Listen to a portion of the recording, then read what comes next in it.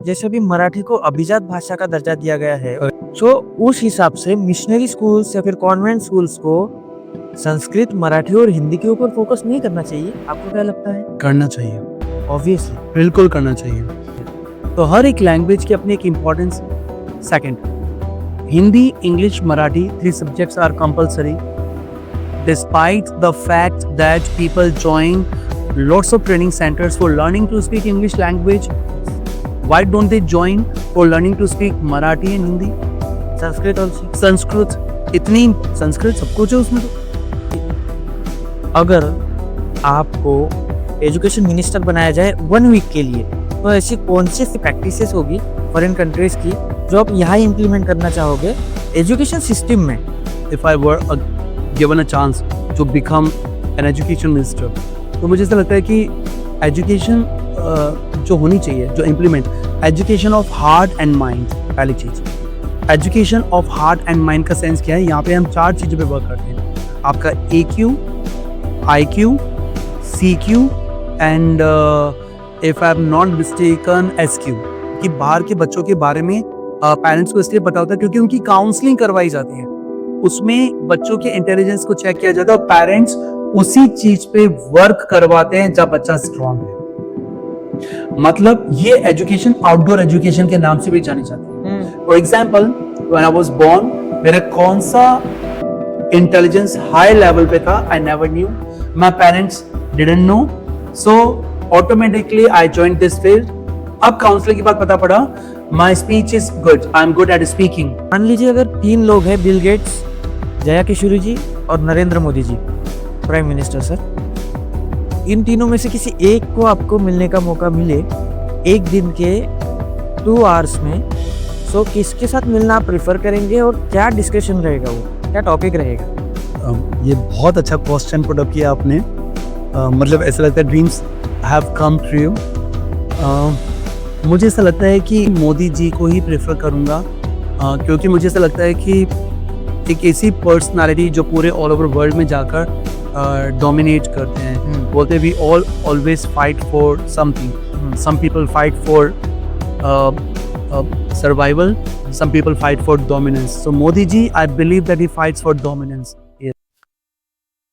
स्वागत है आप सभी का फिर एक बार TRP अनफिल्टर्ड के दूसरे एपिसोड के दूसरे भाग में, powered by Karmayog group, venue partner the coworking company Devnagar Nagpur and refreshment partners cafe चेरीपटका नागपुर।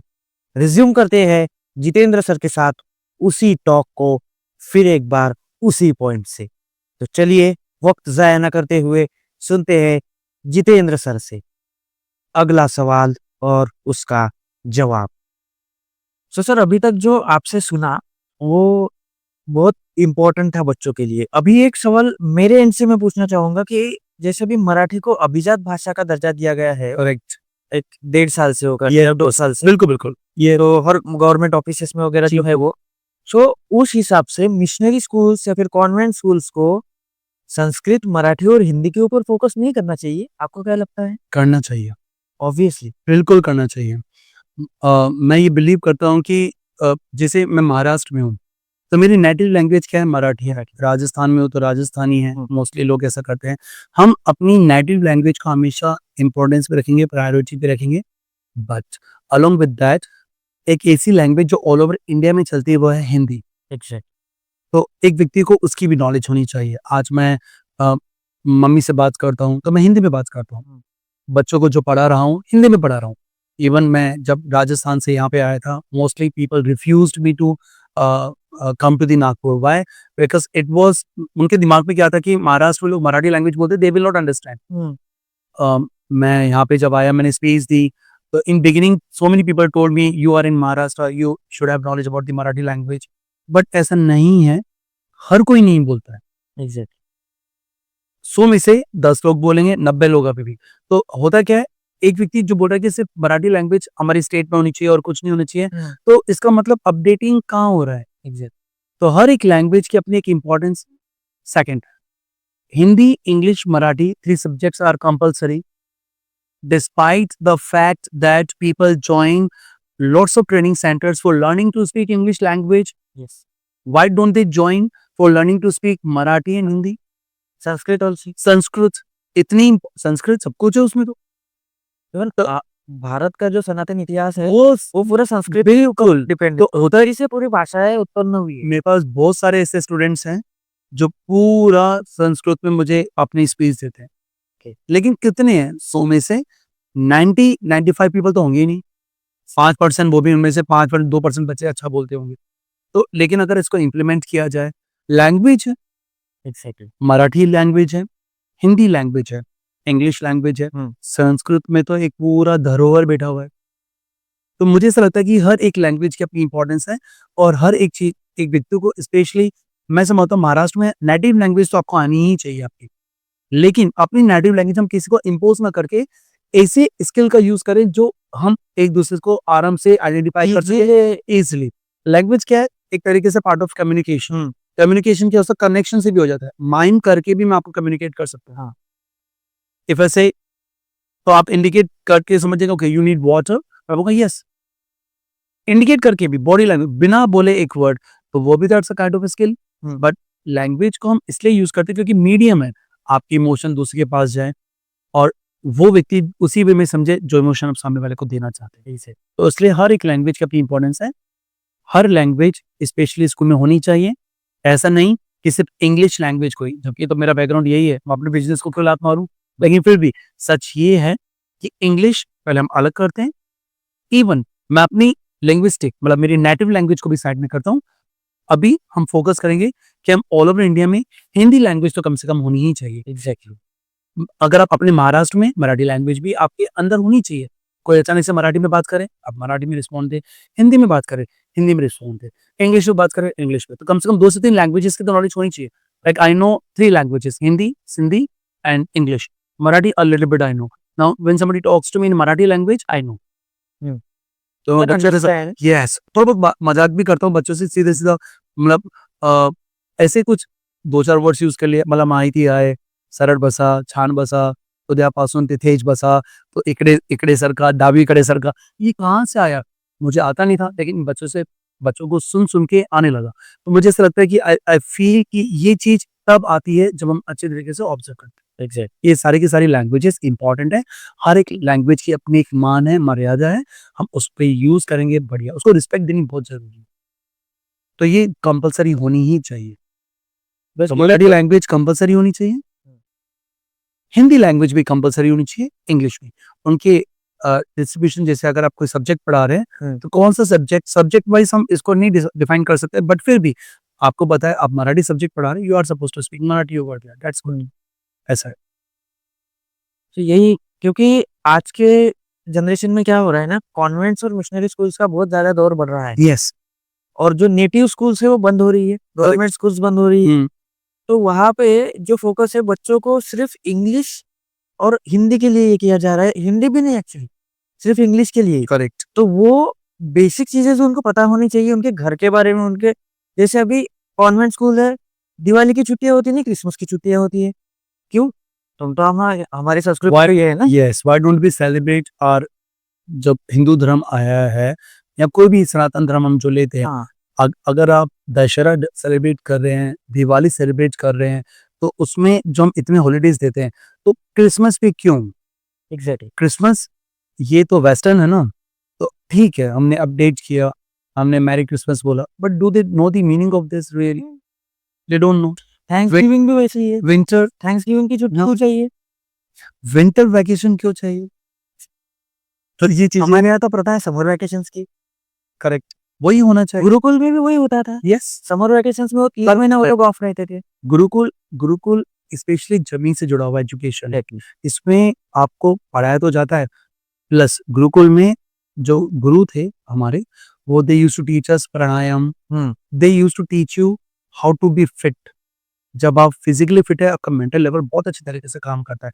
तो बिगिनिंग उनकी वहीं से होती है, हेल्दी डाइट से, योगा से, प्राणायाम से, सन सैल्यूशन, सूर्य नमस्कार से। ये गुरुकुल में ही सिखाया जा सकता है।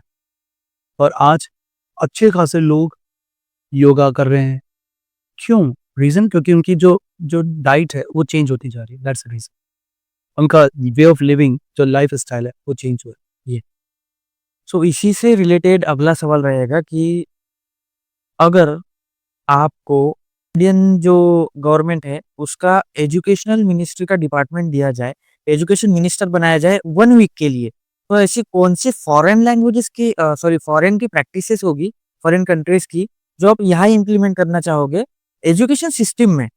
लैंग्वेजेस के ऊपर नहीं, नो नो एजुकेशन सिस्टम में, कि जो हमारी एजुकेशन सिस्टम कैसे सबको पता है, करेक्ट बहुत ज़रूरत है वहाँ पे इम्प्रूवमेंट करने की। यस सो कौन-सा ऐसा एक पर्टिकुलर देश होगा जहाँ की आपको पसंद है पर्सनली एजुकेशन सिस्टम, जो आप यहाँ पे इम्प्लीमेंट करना चाहोगे? और कौन से ऐसे बाकी कंट्रीज़ है जहाँ की प्रैक्टिसेस अच्छी है, जो हमारे यहाँ पे इम्प्लीमेंट होनी मतलब होनी ही चाहिए? मुझे ऐसा लगता है कि वैसे अगर मैं बात करूँ हमारे इंडिया की भी एजुकेशन की it's not lesser than other countries but फिर भी आपने जैसे एक क्वेश्चन पुट अप किया कि बाहर का ऐसा क्या है एजुकेशन के हिसाब से if I were given a chance to become an education minister तो मुझे ऐसा लगता है कि एजुकेशन जो होनी चाहिए जो implement education of heart and mind पहली चीज education of heart and mind का सेंस क्या है यहाँ पे हम 4 चीजों पे वर्क करते हैं आपका AQ, IQ, CQ and if I am not mistaken SQ। मैं अगर गलत नहीं होते या कुछ मिस हो रहा है तो सॉरी फॉर दैट इतना शायद से तो हम देखते हैं नॉर्मली ये चीज मुझे क्यों अच्छी लगती है आप देखना मोदी जी ने भी हिंदी में स्पीच दी थी कि बाहर के बच्चों के बारे में पेरेंट्स को इसलिए पता होता है क्योंकि उनकी काउंसलिंग करवाई जाती है उसमें बच्चों के इंटेलिजेंस को चेक किया जाता है और पेरेंट्स उसी चीज पे वर्क करवाते हैं जब बच्चा स्ट्रांग है मतलब ये एजुकेशन आउटडोर एजुकेशन के नाम से भी जानी जाती है for example when I was born मेरा कौन सा इंटेलिजेंस हाई लेवल पे था I never knew my parents didn't know so automatically I joined this field अब काउंसलर की बात पता पड़ा my speech is good I am good at speaking मैं वर्क पहुंचूता जो मेरा बोलने का विटी है वो बेहतर है तो मैं और ये इट वाज अ फ्लूक तुक्का था कि मैं इस फील्ड में आ गया पता ही नहीं था तो आज मैं अपनी बेटी की काउंसलिंग करके बैठा हूं मुझे पता है उसका मैथ्स बहुत अच्छा है रीजनिंग बहुत अच्छा है तो जहां एक बच्चा बहुत स्ट्रांग है उस पर मैं इसको और अच्छा वर्क करा के बेस्ट करवा सकता हूं लेकिन जब बच्चा एवरेज है या उससे नीचे है तो इतना भी कितना भी काम करो वो एवरेज तक जाएगा बेस्ट नहीं जाएगा क्योंकि इसको यहाँ पे तकलीफ होगी यहाँ पे तकलीफ नहीं होगी तो मुझे लगता है education of heart and mind if अगर मुझे एक दिन का एजुकेशन मिनिस्टर बनाया जाए तो वो 1 वीक के लिए तो मुझे लगता है education of heart and mind पे काम होना चाहिए एक ही होता है एडवर्सिटी क्वेश्चन जब भी कोई भी विषम परिस्थिति आएगी there I become wild I become stronger than earlier आपने विराट कोहली को खेलते हुए देखा होगा वो रन चेसर है क्योंकि उसका EQ हाई लेवल पे है मोस्टली लोग बोलते हैं कैसे पता पड़ता है आप देखा करो जब भी टारगेट ज्यादा होता है ही बिकम्स अग्रेसिव और बहुत अच्छे तरीके से खेलता है बिकम्स विनर तो ये EQ है तो हर किसी का EQ हाई लेवल पे नहीं होता सचिन तेंदुलकर जी का जो हमारे स्पेशली गॉड ऑफ क्रिकेट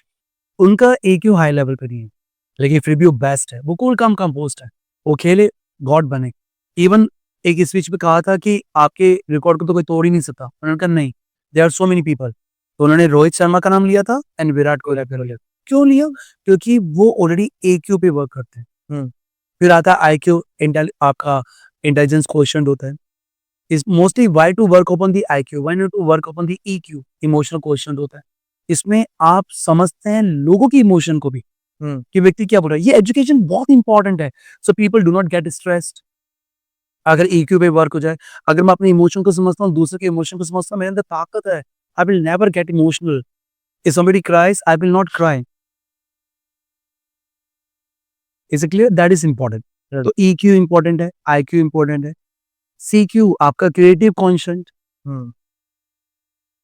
तो ये सारी चीजें इसलिए इंपॉर्टेंट होती है क्योंकि अगर मुझे एक वीक का बनाया जाए तो ये मेथड में डालूंगा education of heart and mind cool है सर। थॉट्स प्रोसेस जो है मतलब 1 वीक के लिए जो आपने सोचा है तो वो परफेक्ट वो बैठेगा और वो इम्प्लीमेंट भी होगा 100% क्योंकि वो 1 वीक है अपने एक वीक बहुत होता है इनफ होता है अगर एक बच्चे को उसका इंटेलिजेंस बढ़ा दिया जाए तो मैंने क्या कहा 7 डेज तक तो मैं उनको प्रोसेस बता दूंगा but rest they have to work yes. अगर आज पेरेंट्स को बता दो कि कोई भी मेडिसिन, पता नहीं क्यों लोग बोलते हैं कि मेडिसिन से ही बीमारी दूर हो जाएगी, नेवर। नहीं। No any single medicine can cure the disease, even kill the disease. क्या होता है, it only can prevent you from that disease और कंट्रोल करती है। तो फायदा क्या है? फायदा ये है कि आप उसको कंट्रोल करें। उसके बाद आपको एक अच्छी एक्सरसाइज करना है, उसको एक अच्छी डाइट में लेके आना है, तो ऑटोमेटिकली फिर वो क्योर करता है। आपकी बॉडी क्योंकि पॉजिटिव हो चुकी है। तो अगर वो मेथड हम यूज़ करते हैं, ईक्यू का, आईक्यू का, एसक्यू का, तो ये सीक्यू का, तो ये क्या होता है, इसमें ये लोग हाई लेवल पे वर्क करते हैं। बच्चों को समझ में आता है उनका कौन-सा कॉन्सेप्ट स्ट्रॉन्ग है। इमेजिनेशन करते हैं वो, विजुअलाइज़ करते हैं। It's a power of the manifestation. Exactly. आप यूनिवर्स से कुछ भी माँगो, देगा आपको। देगा। लेकिन उसके लिए आपको यू स्टे फोकस्ड। हुँ। अगर कोई व्यक्ति मुझे बोले कि क्या बोलना चाहेंगे आप? All over focus on what you want, बस सिंपल। एग्ज़ैक्टली। तो जितना आप फोकस करेंगे ऑटोमेटिकली आप सेट। तो मुझे लगता है education of heart and mind, that is best. Okay, तो अभी जैसे एजुकेशन मिनिस्टर का तो हो गया। सो ये जो ईक्यू, आईक्यू और एसक्यू वाला है, जो आप इम्प्लीमेंट करना चाहोगे उन 7 दिनों में, उस 1 हफ्ते में। सो ये क्या मैं ये समझ सकता हूँ कि ये जो थॉट है, ये आपकी करियर काउंसलिंग जो आप करते हैं, उसके थ्रू आपको आया है? उसके थ्रू भी आया है और बुक्स पढ़ी है मैंने, हुँ। जिसमें अगर आप 3 से 4 बुक्स मैं आपको बताऊँ, जैसे एक है डेविड गॉगिन्स की बुक है, मैं I have forgotten the name of that book, बहुत अच्छी बुक है वो। उसमें वो बताते हैं कि कितना आप स्ट्रगल कर सकते हो, क्योंकि आपके अंदर एडversity क्वेश्चन कितना हाई लेवल का होता है। हुँ। दूसरी बुक है eat your frogs, Brian Tracy की है। तीसरी बुक है 7 effective language of highly people, ऐसा कुछ है। वो ये बुक सबसे स्टेफन की है शायद से, मैं भूल गया नाम। हुँ। और इंडोक्ट्रिनेशन होता है, जिसमें हमें एजुकेशन से जो भी मिला हमने उसको एक्सेप्ट कर लिया, एक ये है। तो there are lots of things, मतलब यस, कि सर। ऐसा है। तो ऑफ कोर्स काउंसलिंग के थ्रू मुझे ये पता पड़ा, जैसे ईक्यू पे मोस्टली लोग अब वर्क करते हैं और आईक्यू पे तो पहले से वर्क करते हुए हैं। But what about the CQ and AQ? हुँ। तो ईक्यू आपका इमोशनल क्वोशंट है, आईक्यू आपका इंटेलिजेंट क्वोशंट है, but what about the CQ, आपका creative quotient, and what about the your AQ? तो इन चीजों पे ऑफ कोर्स थोड़ा-सा काउंसलिंग के थ्रू, जैसे काउंसलिंग करे हुए मुझे रेगुलर मैं 2 सालों से कर रहा हूँ, 100 प्लस बच्चों को काउंसल कर चुका हूँ। बच्चों में बच्चे छोटे-छोटे नहीं, बड़े भी हैं। इसका मतलब जैसे वैसे मोस्टली 10th स्टैंडर्ड के बच्चों की काउंसलिंग अच्छी तरीके से होनी चाहिए, ताकि उनको बाद में रिग्रेट ना हो। यस। 12th स्टैंडर्ड के बच्चों की काउंसलिंग अच्छी होनी चाहिए, क्योंकि एवरी पेरेंट वांट्स, और parents want their children to be an IITian, doctor, engineer, why not an artist? Exactly. क्यों नहीं बना सकते? अच्छे खासे सिंगर, स्पोर्ट्स प्लेयर, लेकिन पता नहीं होता, उनको लगता है कि नहीं ये बात ही बात है, जबकि बात ही बात नहीं होती। हुँ। तो ये चीज़ें मुझे ऑफ कोर्स काउंसलिंग के बाद भी और अच्छी डीपली पता पड़ी। So when we deepen our roots we understand. तो ये मुझे बाद में भी पता पड़ा, बट पहले भी पता था। बाद में और अच्छे तरीके से समझ में आया कि ये चीज़ें बहुत ज़रूरी है। हाँ। मान लीजिए अगर 3 लोग हैं, बिल गेट्स, जया किशोरी जी और Narendra Modi ji, prime minister sir. इन तीनों में से किसी एक को आपको मिलने का मौका मिले, 1 दिन के 2 आवर्स में, सो किसके साथ मिलना आप प्रेफ़र करेंगे और क्या डिस्कशन रहेगा वो? क्या टॉपिक रहेगा? ये बहुत अच्छा क्वेश्चन पुट अप किया आपने। मतलब ऐसा लगता है ड्रीम्स हैव कम ट्रू। अ, मुझे ऐसा लगता है कि जया किशोरी जी ऑलरेडी ए मोटिवेशनल स्पीकर हैं। तो even she is too much young, वो 30 साल यस। की हैं। तो उन्होंने क्या है कि अगर मैं गलत नहीं हूँ तो शायद से हमारे रिलीजन को पढ़ के ही उन्होंने मोटिवेशनल स्पीकर बनने वाला काम किया। यस। सेकंड हमारे बिल गेट्स जी, हुँ। माइंड ब्लोइंग पर्सनैलिटी, क्योंकि उनसे तो मैं बहुत इंस्पायर्ड हूँ। लेकिन मैं अभी भी मोदी जी को ही प्रेफ़र करूँगा, क्योंकि मुझे ऐसा लगता है कि एक ऐसी पर्सनैलिटी जो पूरे ऑल ओवर वर्ल्ड में जाकर डोमिनेट करते हैं। हुँ। बोलते हैं we all always fight for something. Hmm. Some people fight for uh, survival, some people fight for dominance. So Modi ji, I believe that he fights for dominance. Yes. क्योंकि everybody is automatically fighting. You're also fighting, I'm also fighting. But if I put my dominance over there, तो मैं मोदी जी से मिलना पसंद करूंगा। और दूसरी चीज, किस चीज पे टॉपिक पे बात होगी? मोदी जी ने भी इसी टॉपिक को लिया था कि अब्रॉड में जो बच्चे हैं उनको उनके बारे में पता होता है और 12वीं के बाद से ही अपने करियर को चूज कर लेते हैं, क्योंकि उनके पेरेंट्स ऑलरेडी काउंसलिंग के थ्रू ये चीज करवाते हैं। तो एक नेशनल एजुकेशन माइंडसेट प्रोग्राम पे हम वर्क कर सकते हैं, जिसमें to train the youth in resilience, कि किस प्रकार से रेजिलियंट बनना भी बहुत बड़ी बात होती है, हाउ टू बी फ्लेक्सिबल। हाँ। तो ये चीज पे वर्क किया जा सकता है। सेकंड, उन्होंने बहुत सारे प्रोग्राम्स किए हैं एजुकेशन से रिलेटेड, तो वो इम्प्लीमेंट नहीं हो पा रहे क्योंकि प्रैक्टिकल अप्रोच नहीं हो पाती है, जबकि एजुकेशन मिनिस्टर की तरफ से या एजुकेशन डिपार्टमेंट की तरफ से मनी दी जाती है, लेकिन उस पे लोग वर्क ढंग से नहीं करते। तो ये नेशनल एजुकेशन माइंडसेट पे वर्क किया जा सकता है, जिसमें बच्चों की लीडरशिप अप्रोच को चेक किया जा सकता है, उनके AQ को, मैं अभी भी बोलूंगा AQ को चेक किया जा सकता है, प्रैक्टिकल लर्निंग्स पे वर्क किया जा सकता है। प्रैक्टिकल अप्रोच नहीं, practical learnings, it means whatever they are learning are they able to implement. मैंने एक कोर्स डाला, ये कोर्स है, इस कोर्स से आपको जॉब मिलेगी, बट वो कोर्स से कनेक्टेड जॉब नहीं है। तो यहाँ बच्चे ने जो कोर्स सीखा वो वैल्यूएबल नहीं रहा। कोर्स बहुत अच्छा है बट उससे कनेक्टेड जॉब अवेलेबल नहीं है। तो अगर कोर्स के साथ वो जॉब अवेलेबल हो तो ऑटोमेटिकली वो जो जो हम जॉब दे रहे हैं तो वो वहाँ बच्चे भी कंफर्टेबल होंगे, उनके लिए जॉय हो जाएगा। यस। बोलते हैं रेपुटेशन और कैरेक्टर ऐसे ही बनता है। Mostly people focus on reputation but they forget their character. Character is internal, reputation is external. तो मोदी जी से, हमारे रिस्पेक्टेड प्राइम मिनिस्टर जी से ये बातें की जा सकती है ताकि ये चीज और अच्छी सीखने को मिलेंगी। इतनी एज होने के बाद भी still he gets up at dawn, he works without fail, he never gives up. ये सारी चीजें इनसे सीखने को मिलती है। पूरी कंट्री अगेंस्ट चल जाए but he never changes his decisions, he is completely decisive, he does with the patience. बोलते हैं ना कि वर्ड्स से ज्यादा उनका silence works more than louder. तो उनका साइलेंस वर्ड उनकी आवाज से ज्यादा काम करता है। तो I would love to talk with the our respected prime minister. Modi ji से बात करूंगा और उनको ही चूज करूंगा। नेशनल एजुकेशन माइंडसेट पे वर्क किया जा सकता है, ये टॉपिक होगा। यस। ये जो NEM का जो कॉन्सेप्ट आपने बताया, नेशनल एजुकेशन माइंडसेट, सो वो जैसे एक टाइम पे उन्होंने भी इसके ऊपर फोकस किया था और अभी भी चल रहा है। यस, अभी भी तो इंटरनेशनली वो चीज को करने का ट्राई कर रहे हैं, हर कंट्री के साथ टाई अप करके अपने बच्चों के लिए। इसीलिए उसको टाइम लग रहा है, टाइम प्रोसेस है। इन लोगों को रिजल्ट चाहिए जल्दी, क्योंकि आप हमारे यहाँ पे कैसा है, कोई भी है, जैसे T20 फॉर्मेट के आने के बाद से ये सब चीज है कि सबको झटपट वाला आइटम चाहिए। करेक्ट। सब वही के वही इंस्टेंट चाहिए। तो ये इंस्टेंट वाला नहीं है। NEM का जो कॉन्सेप्ट है वो एक बार शायद मैंने मन की बात में सुना था यस, कि NEM के कॉन्सेप्ट के लिए 7 या 8 साल भी लग सकते हैं और 16 साल भी लग सकते हैं, करेक्ट। क्योंकि वो कंट्रीज उतनी है, उनके कल्चर्स उतने हैं, यस, हर प्रकार के लोग मिलेंगे। अपने बच्चे कहाँ कैसे जाएंगे ये हमारे हाथ में, हमारे मिनिस्ट्री के हाथ में है। यस, और वहां पे फिर वो वीजा टर्म्स कैसी होंगी, क्या होगी, वो इसीलिए उसको टाइम लग रहा है और उसको उस तरीके से टाइम लगेगा। और मुझे ये जान के अच्छा लगे कि आप ये एक पर्टिकुलर टॉपिक आपको भी याद है एज अ टीचर, और याद होना भी चाहिए। एक मोदी जी ने एक अभियान चलाया, कैंपेन स्वच्छ भारत अभियान। हाँ, जो अभी भी हम देखते हैं रोड पे कचरा होता है। हाँ जी सर। क्या वो अभियान अभी तक नहीं चल रहा है? चल रहा है। चल रहा है। इंडिया थोड़ा 100% से, अब आज हम रेलवे स्टेशन पे जाते हैं, पहले तो हम वहाँ स्टैंड ही नहीं कर पाते थे। एग्जैक्टली। अब वहाँ स्टैंड तो कर पाते हैं। मान तो अभी भी गंदगी है बट इतनी नहीं है जितनी पहले हुआ करती थी।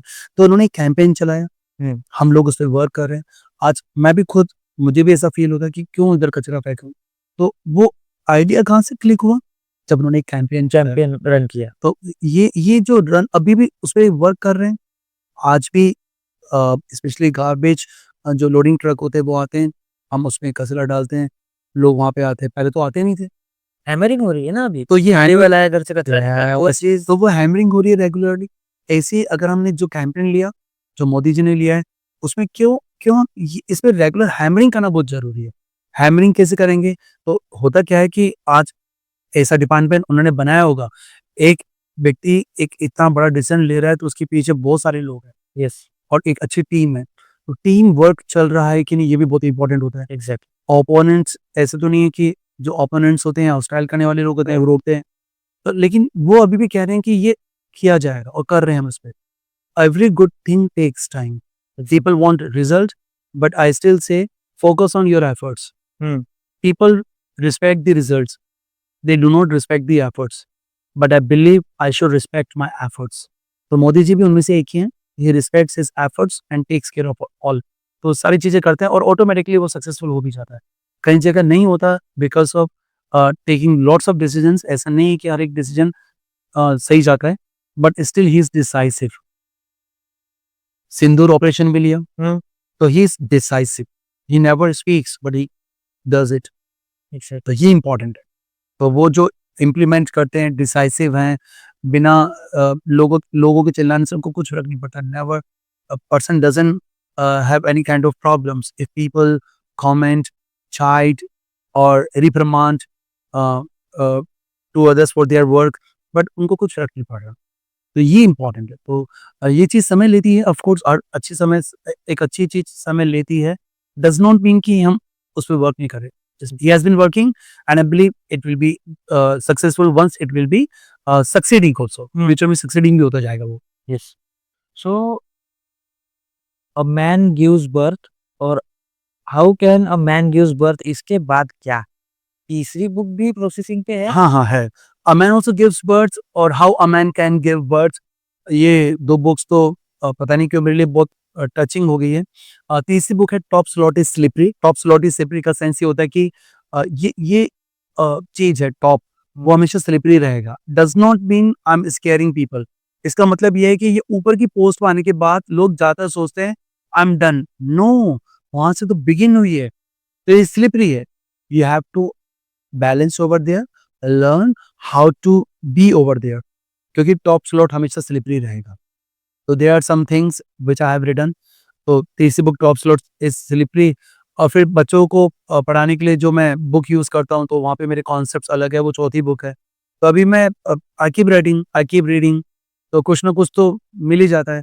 तो ऐसा नहीं है अराउंड इवॉल्व एंड रिवॉल्व. ऐसा है कि यस करेक्ट. मुझे ऐसा फील होता है कि listen to speak, read to write. Yes. When you listen, you can speak. When you read, you have got so many ideas, you can write it down. तो एक अच्छा ऑथर बहुत कुछ पढ़ता है, एक अच्छा स्पीकर बहुत कुछ सुनता है. अगर आप सुनेंगे, आपके अंदर आइडियाज होंगे, आप उनको बोल सकते हैं. अगर आप पढ़ेंगे, आपके मन में और आइडियाज आएंगे, आप अच्छा लिख सकते हैं. क्योंकि ऐसा नहीं है कि ये बुक जो मैंने लिखी है, A Man Also Gives Birth, और जो आइडियाज मैंने डाले हैं, ऐसा नहीं है. हाँ, ये भी है कि जब मैंने पहली बुक लिखी थी A Man Also Gives Birth, उसके कुछ समय बाद एक बच्चे ने भी बुक लिखी है, लेकिन वो मेरे बाद के हैं, मेरी पहली. तो ऐसा होता है कि बुक बहुत सारी सेम लगती है, तो लेकिन उनके आइडियाज कुछ अलग होंगे, मेरे आइडियाज कुछ अलग होंगे. और कोई book harms, reading never harms. You must keep reading. कभी भी नहीं. तो इसके बाद पढ़ाएगा ही वो चीज. यस. तो मुझे ऐसा फील होता है कि अब जो तीसरी बुक है वो है टॉप स्लॉट इज स्लिपरी, जो पूरी डन हो गई. हाँ. अब मेरा पब्लिकेशन का उस पर काम है, तो वो काम चल रहा है. तो रीरीड, उसको रीरीड करना, फिल्टर करना, बस वो चल रहा है. चलिए. Jitendra Gangwani sir, teacher, English teacher, personality development coach, motivational speaker and career counsellor. आप फ्री टाइम में क्या पसंद करते हैं? ओटीटी प्लेटफॉर्म से कुछ देखना, वेब सीरीज वगैरह, रील्स, या फैमिली के साथ जो है टाइम स्पेंड करना, या रीडिंग? ऑथर हूँ तो चाहूंगा कि रीडिंग करूं, लेकिन अगर मेरी बेटी बैठती है तो एक अलग ऑरा बनता है. Because nowadays like so many apps are coming. अब ज़ेप्टो है. हाँ. अब मैंने एक दिन उसको झप्टो बोल दिया. My daughter now takes out my mistakes nowadays. पापा it is incorrect. What do you do पापा? You teach people English language and you don't know. That's a Zepto. So कभी कभार ऐसा लगता है कि एक अच्छा, so my all family members laugh at me, गया ये अब. So they say to me like this. But this जो चीज मैं आपके साथ शेयर कर रहा हूँ, ये चीज मैंने अपने बच्चों के साथ भी शेयर कर रखी है. यस. सो मुझे ऐसा लगता है कि अगर मैं घर पे बैठा हूँ, फ्री हूँ, और मेरी बेटी अगर नहीं है या वो स्कूल में है और XYZ किसी काम में बिजी है, मेरी फैमिली बिजी है, I love to go for reading. Because वो रीडिंग कुछ ना कुछ डेवलपमेंट लाएगी मेरे अंदर. Plus talking to my daughter, it enhances our skills. Yes. Talking to my wife, we are building up the good relationship. Talking with my parents, it means we are having the good bonding. So जो समय मुझे मिलता है मैं उसमें ये सारी चीजें करता हूँ. I do it all. Like आज मैं दोपहर में my mama has got the back problem, तो मम्मी को कभी इंजेक्शन देना, मम्मी से मजाक करना. I just rub my this small stubble. तो मम्मी बोलती है अभी तक सुधरा नहीं ये लड़का, तो मैं कैसे सुधरूंगा? Still I am my mamma's son, तो मैं क्यों बदलूं? जैसा तो मैं वैसा ही रहूंगा. मैं अपनी मम्मा के लिए उनका बेटा ही हूँ. इवन समटाइम्स माई पापा गेट्स एंग्री, मैं बोलता हूँ पापा आपकी ही औलाद हूँ, आई एम योर सन, अब झेलो, क्यों पैदा किया? सो आई जस्ट गेट, देन पापा स्माइल्स, देन ही सेज ये पता नहीं लड़का कैसे कहता है. तो आई बिलीव कि जहाँ I spend good time with my family, एक quality time, but when everybody is busy in their task, why not to update myself? So मैं इस प्रकार से अपडेट करता हूँ. I love to go for the reading, क्योंकि वो reading मुझे कुछ एक्स्ट्रा ऑर्डिनरी नॉलेज देती है, क्योंकि mostly we get overwhelmed by the information. So why not to learn to write and convert that information into knowledge? तो वो बहुत जरूरी है. Yes, sir. मुझे I will go for the reading, that simple. Okay. So और reading के साथ साथ मुझे ऐसा लगता है कि कुछ चीजें ऐसी भी हैं जो हम एक्टिविटीज पर डाल देते हैं, बट ठीक है वो भी चलेगा. प्लीज.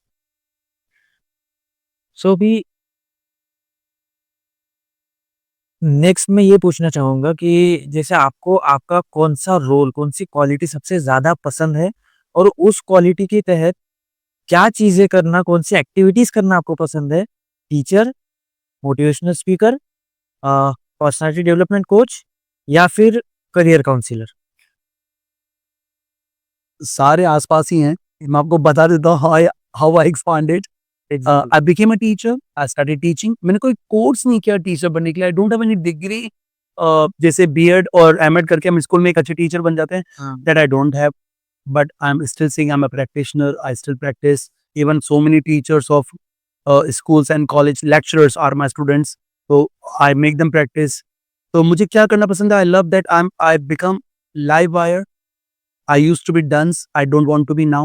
Dunce स्कूल टाइम में जो बहुत स्लो होता है, तो मुझे ऐसा लगा कि वो चीज मैं अब now I don't want to be who was I earlier. मैं बिल्कुल I hate that personality which I had earlier. क्यों? उसको हेट करूंगा तभी मैं कुछ नहीं बन पाऊंगा, अदरवाइज सेम का same. I love who am I, who was I don't know, who am I know. तो 5 फैक्टर्स हैं जो डिटरमाइन करते हैं हमारी पर्सनालिटी को. पहला होता है what you know. It's all about your qualification. What you do, it's all about your occupation and skills. Who you know, it's your network. Who knows you, it's your influence. Who are you, this is your personal brand and your personality. So I work on my personality, because मुझे सब पता लगता है 80 to 80% और 60 to 80% life goes learning what you know, what you do, who you know. I know Mr. Bill Gates. Does he know you? No. It's your social network. You message, will he respond? No. तो इसका मतलब ये मेरा network है. But if I go somewhere out and people say, there's a Jitendra sir, this is my influence. It means people know me. That's a brand. And who are you? It's your personality. So 80% we spend our life learning what you know, who we know. Why don't we learn who are we? Who knows us? Yes. Second, why I'm saying, because when I become who am I?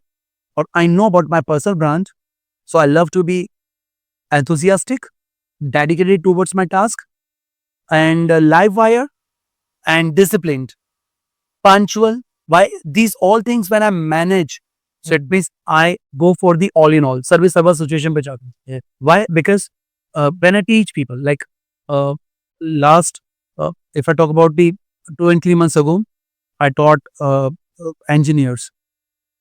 And कुछ activities ली थी मैंने वहाँ पे. जैसे navy में navy के लोगों को जब ट्रेन किया था, वहाँ पे रिवर एक एक्टिविटी थी. CSR एक्टिविटी में हम बोलते हैं इसको. रीजन क्या होता है कि वहाँ पे जो लोग होते हैं, they already are pooped out और दे गेट बर्स्ट अप. हो सकता है कि मेरे से पहले लोगों ने सेमिनार ले लिया हो, ऑलरेडी उनके दिमाग में ऐसा हो कि अरे यार ये आ गया, तो ऑलरेडी वो थके हुए होते हैं, डॉल्स बॉडी होते हैं, एक काम कर करके थक जाते हैं, they don't have any kind of excitement. वैसे बोलते हैं we are not suppose to get excited because excitement takes us to the hell, but I believe वो एक्साइटमेंट अगर अच्छे में है, एनर्जी में है, तो मजा आता है। I still say to people I don't get tired while speaking, why you people get tired while listening? Yes. कोई ना कोई तो रीजन होगा, यहाँ तो कुछ वो you are not getting a spark, वो कुछ क्लू नहीं मिल पा रहा है, you are unable to understand that cue. तो मुझे ऐसा फील होता है, तो हम क्या करते हैं, हम एक्टिविटी लेते हैं, like this one activity, river activity. So there I make them read a big word. अब एक बड़ा वर्ड है, SUPER CALIFRIGILISTIC, supercalifragilisticexpialidocious, EXPIA एक्सपियरली LIDOCIOUS। तो ये वर्ड लिख दिया मैंने कहा पढ़ो उसको। तो आधे लोग तो ऐसे मुंह बनाते हैं, बड़ा मजा आता है। तो ये एक एक्टिविटी हो गई। तो मैंने कहा जो पढ़ेगा आज पार्टी। तो आधे लोग सर इतना बड़ा वर्ड कुछ होता है क्या? तो उनका माइंडसेट क्या, इतना बड़ा कुछ वर्ड होता है? तो मैंने कहा look, this is an activity, you were supposed to say yes, if they had said to me yes, एक तरीके से उन्होंने हिट किया अपने माइंड को, नहीं बोल सकते हैं। तो अगर ये वर्ड मैं उनसे बुलवा लेता, फिर उनको लिखवाता, ऑटोमेटिकली दे बोल देते। क्योंकि जब व्हेन आई वाज बोर्न, तो लोग ये सब बोलते हैं कि हमें बहुत ज्यादा लिखवाया जाता है, बिल्कुल नहीं, हमें बुलवाया ही जाता है। Exactly. स्कूल में जब मैं जाता हूँ 3 से 3.5 साल की एज में, तो पहले मुझे प्ले ग्रुप में बहुत कुछ गेम करवाए जाते हैं, हता कता सता बोल के पत्ता बुलवाया जाता है, वो इमेजेस दिखाए जाते हैं, उसके बाद वो लिखने वाला काम चालू होता है। तो ये एक्टिविटीज होती है, ऐसे रिवर एक्टिविटी है, R.I.V.E.R। अब इसका मीनिंग क्या? R माने रीडिंग होता है। तो I tell people become river. River क्यों? क्योंकि बी फ्लेक्सिबल, बी रिजिलियंट। अगर आप रिजिलियंट नहीं है तो मजेदार नहीं। इसका मतलब आपके अंदर ताकत नहीं उस चीज को एक्सेप्ट करने की, आपने डायरेक्टली बॉयकॉट कर दिया, डिलीट कर दिया, न्यू आइडिया आने से पहले ब्लॉक कर दिया।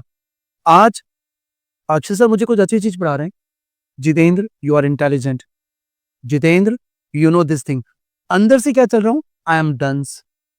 आपने बाहर से मुझे कहा यू आर इंटेलिजेंट, अंदर से मैं क्या करूं? मत बट स्टूपिड हूं। आपने कहा जितेंद्र यू आर ऑनेस्ट, अंदर से मेरे मन में क्या है? डिसीटफुल, बेईमान। आपने कहा जितेंद्र यू आर रेगुलर, अंदर से इरेगुलर। तो अंदर से अगर मैं जो मैं हूं, और आपने बाहर से आज मुझे कोई भी आइडिया दिया, बूम, कॉन्ट्रोडिक्ट किया तो मैं वापस वही बन गया। Old habits always kick in. Yes. तो ये एक्टिविटीज हम लेते हैं बच्चों की, ताकि I tell them within a day I can not change the mindset, but I can drop a hint.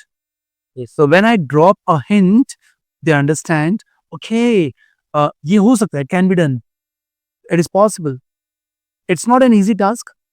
बोलते हैं कोई भी चीज जो easy है पहले hard ही थी, कुछ लोगों ने मेथड लिए, प्रोसेस लिए, उसको easy बनाया। easy तो गधे भी करते हैं, लेकिन जिस बंदे ने hard को easy किया वो विन विन। पानी कहाँ अवेलेबल नहीं है? Everywhere it is available. फिर भी हमने ये बोतल खरीदी, तो किसी व्यक्ति ने दिमाग में लगा के इसको करके बोतल में बेच दिया हमें। We are buying it, we need a water. तो अंतर क्या है? वो चीज स्पेशली किसी ने हार्ड चीज को इजी करके आपको दे दिया। तो we sell something to you, we sell something for you, दोनों में अंतर है। We sell something to you, तो आपको बेच के छोड़ दिया। फॉर यू इसका मतलब आपके लिए बेच रहे हैं, इसका मतलब after selling it something we will be giving you all services. तो मैं अपने कोर्स में ये बच्चों को बोलता हूँ कि once we teach you does not mean get out। इसका मतलब you must come whenever you have a problem, please ask, we will try our level best, we will not try, even we will do। Example के तौर पे आज Akshay sir try to take it, इसको लीजिए, कोशिश करें इसको लेने की। क्या कर रहे हैं? मैंने कहा ट्राई टू टेक इट, आप ले रहे हैं, ट्राई टू टेक इट, वही तो किया ऐसे। करिए ना वापिस से, try to take, don't take, try to take. अच्छा, ट्राई टू टेक। नहीं, इसी को लेने को बोल रहा हूँ, आप उसको छोड़ दीजिए। अच्छा। ट्राई टू टेक, अब देखो ये एक एक्टिविटी है। हाँ। ट्राई कोई रियल वर्ड है? नो। नो। फिर भी लोग ट्राई, आपने ट्राई किया उसको। मैंने कहा Akshay sir try to take, आपने लेने की कोशिश करी। मैंने कहा क्या कर रहे हैं sir? Try to take. Don't take, try to take. Okay. आपने कहा अरे ये कैसा है? मैंने कहा कोशिश करी लेने की, लीजिए मत। समझ में आ रहा है? So it's a kind of catch 22 मतलब हम ये बोलते हैं कि कोई भी चीज जो आपको बताई जा रही है, तो इस एक्टिविटी के थ्रू मैं आपके ब्रेन को थोड़ा बहुत I can I can shift your mindset a bit slightly, not with in a day, but उसको हिट तो कर सकता हूँ मैं आज, इतनी कैपेसिटी है। सो आई विल हिट। जैसे मैंने कहा ट्राई टू टेक, कितने लोग बोर्डर को लेने की कोशिश करेंगे? सारे लोग हाथ उठाते हैं। मैंने कहा जाओ, कौन आना चाहेगा? फिर एक बच्चा आता है, हाँ don't take, try to take. Then वो इधर देखता पूरे ग्रुप को, पीछे पीछे वाले बच्चे, फिर बोलता हाँ कोशिश करो, no don't take, try to take. Try to take. तो अंतर क्या है? when you are taking something and we are trying to take something, दोनों में अंतर है। try is not the real word, even though लोग बोलते हैं give it a try, give it a push, एक ट्राई तो कर। रियल वर्ड ना होने के बाद भी आप उसको रियल मान के काम करवा रहे हो, तो ऐसी चीज हम कर सकते हैं। तो हम इस CSR एक्टिविटी में यही करवाते हैं। तो river are reading, I imagine, imagination कैसा होना चाहिए, वी विजुलाइज कैसे करते हैं, बोलते हैं what you see through your eyes it's your insight. जो आप अपनी आंखों से देखते हैं वो इनसाइट है। सच है ना, I can see bottle, it's an insight. Inside. लेकिन आप देखना, नोटिस करना, कई बच्चों की इनसाइट इतनी स्ट्रांग नहीं होती, तो उनका विजन कमजोर हो जाता है। तो मोस्टली जो आई स्पेशलिस्ट होते हैं वो पता है क्या बोलते हैं कि उस बच्चे का विजन कमजोर हो जाएगा, उसको दिख ही नहीं रहा, वो बॉयकॉट करेगा, डिलीट करेगा। What you see through your mind, that's a vision. तो विजन बहुत स्ट्रांग होना चाहिए आपका। यस। तो वो R reading, I imagination, V visualization. Visualize करते हैं। ई एक्सरसाइज बहुत जरूरी है, हेल्थ नहीं तो बिल्कुल दिक्कत। तो आई बिलीव नाउ, अब मैं बिलीव करता हूँ। वैसे मैं मॉर्निंग एक्सरसाइज रेगुलर कर रहा था, बीच में तो मेरा वजन 100 करीबन हो गया था।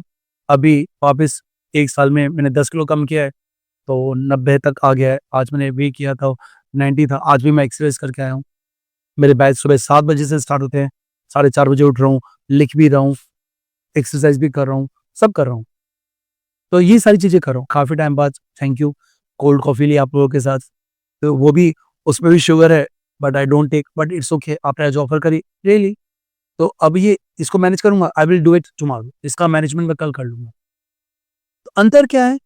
अगर आप ये एक्टिविटी कर रहे हैं रिवर वाली, लास्ट में आर क्या है? Recreate and respond. ओके। बहुत इंपॉर्टेंट है। How do you recreate your self? Last night में आप देखो, पूरे दिन में मैं जो किया उसको मैं कैसे कैसे अच्छा करूं, और कैसे अपने आप को रिक्रिएट करूं कि कम से कम डॉग्स बॉडी ना बनूं, वही की वही क्वालिटी वापस ना लूं। क्योंकि अगर मैं एक बार डॉग्स बॉडी बन गया तो आई विल बिकम ट्रूएंट, मैं काम को क्या करूंगा, प्रोक्रास्टिनेट करूंगा। लेकिन अगर मैंने उसको अच्छे लेवल से नेक्स्ट डे कुछ और नए तरीके से किया तो मुझे मजा आएगा। तो बच्चों को पढ़ाने के लिए मैं सेम लेसन यूज नहीं करूंगा, तो कुछ डिफरेंट डिफरेंट एक्टिविटी यूज करता हूँ, बड़ा मजा आता है। वो अप्लाइड मेथड है, जबकि लोगों को लगता है ग्रामर है, बट उनको पता नहीं है कि ग्रामर ही है, बट अप्लाइड मेथड। तो ये चीज, ये रिवर एक्टिविटी, तो इस प्रकार से आई मेक देम डू। तो चाहे वो बच्चे हों, चाहे नेवी के नेवी रिटायर्ड लोग हो, या कॉलेज के इंजीनियर्स प्रोफेशनल्स हो, टीचर्स हो, अभी सेंट जेवियर्स के या बहुत सारे मेंबर्स हैं, अच्छे खासे इंस्टीट्यूट्स के ऑनर्स हैं, या स्पेशली बहुत सारे नागपुर के आसपास के कॉलेज के lecturers, they are my members. But they are my members because they are very, they are grounded, they are down to earth, because they still want to update. तो ये लोग इतने अच्छे हैं, ज्वाइन करते हैं, लर्न करते हैं, इंप्रूव करते हैं, क्योंकि इनके अंदर क्यूरियोसिटी है, लीडरशिप स्किल्स है। ये बोलते हैं और अच्छा कितना कर सकते हैं, तो ये लोग भी तो चैलेंज करते हैं। तो we also accept the challenge, it's a part of the being resilient. Yes. ये मैंने स्टार्ट की। सो चलिए सर, आपसे बात करके बहुत अच्छा लगा। मतलब मुझे भी। जो क्लैरिटी से आपने जो बच्चों को बताया है आपके एक्सपीरियंसेस से, फिर आपकी वो जर्नी, करेक्ट। उसके बाद जो आपके पॉइंट्स, आपके व्यूज है, वो सब एक प्रॉपर पैकेज की तरह ये पॉडकास्ट बच्चों के लिए आएगा, करेक्ट। ये मैं आशा करता हूँ। और जाते जाते आपकी तरफ से ऐसा एक क्या मैसेज देना चाहेंगे आप बच्चों को, सभी स्टूडेंट्स को? मुझे ऐसा लगता है कि there is a one again quote, people will quit on you but you don't quit on yourself. लोग आप पे बाजी लगाना छोड़ देंगे, बट आप खुद पे बाजी लगाना मत छोड़ो। Automatically you have got lots of qualities, yes You need to filter. You need to understand what quality is better. लोग आपके पास क्यों आएंगे? When you have the quality. If you don't have the quality, मतलब अगर आज मैं बोलता हूँ मैं डेडिकेटेड हूँ टूवर्ड्स एनी टास्क, एक टास्क मुझे दिया मैं उसको कंप्लीट करके रहूंगा, उसमें क्लैरिटी होगी, उसको मैं ऐसा नहीं करूंगा, आई नेवर मैस अप। तो लोगों को बताया one sir teaches any kind of topic he never cuts the grass, वो घास को नहीं काटते, ये चीज मैं करना चाहूंगा। Yes. तो I will message to all students, even not only students but also those members who really want to achieve lots of things in their lives. So never quit on yourself. People will quit on you, but don't quit on yourself. लोग आप पे बाजी लगाना छोड़ देंगे, आप बाजी लगाना बिल्कुल मत छोड़िए। Exactly. This is the message. सो धन्यवाद sir, thank you so much Thank you. आपने मुझे इनवाइट किया। हमारे इस पॉडकास्ट में आए, टीआरपी के इस पॉडकास्ट का हिस्सा बने। Thank you. आपके एक्सपीरियंसेस आपने शेयर किए, आपके जर्नी आपने शेयर की, Correct. और आपके जो पॉइंट्स, आपके जो व्यूज थे, वो बच्चों के लिए बहुत ज़्यादा इम्पोर्टेंट रहेंगे। Thank you. इसके बाद जो भी प्लस पॉइंट होगा आपके इस पॉडकास्ट से, वो बच्चों के लिए होगा, सुनने वाले। Right. So thank you so much once again. आपका बहुत बहुत धन्यवाद टीआरपी के इस पॉडकास्ट के लिए, पॉडकास्ट पर आने के लिए। और आप सभी लोगों को मैं ये बोलना चाहूँगा कि जैसे कि ये था टीआरपी द राइट पर्सपेक्टिव का सेकंड एपिसोड, तो अब थर्ड एपिसोड की आप राह देखिए। लेकिन तब तक क्या करना है आपको, आखिरी बार बोलूंगा, जाते जाते बोलूंगा, चैनल को सब्सक्राइब कर दीजिए। बाकी लाइक कमेंट शेयर मैं आपके ऊपर छोड़ता हूँ, आपकी विवेक बुद्धि पर है। अगर आपको अच्छा लगा है so you can do it, लेकिन सब्सक्राइब जरूर करिए, क्योंकि ऐसे ही एजुकेशनल, इंफॉर्मेटिव और बहुत ज़रूरी से पॉडकास्ट आगे भी आने वाले हैं। तो चलिए, अभी निकलने का वक्त हो चुका है। मिलते हैं अगले एपिसोड में, एपिसोड नंबर 3 में। तब तक के लिए मैं थैंक करना चाहूँगा हमारे venue partner the coworking company Devnagar Nagpur इनको, और हमारे रिफ्रेशमेंट पार्टनर्स कैफे जरीपट्टा नागपुर इनको। Thank you so much for supporting us and stand with us. और आप लोगों को भी मैं थैंक यू करना चाहूँगा, मेरे व्यूवर्स सभी को। सब्सक्राइब कर लीजिए अभी।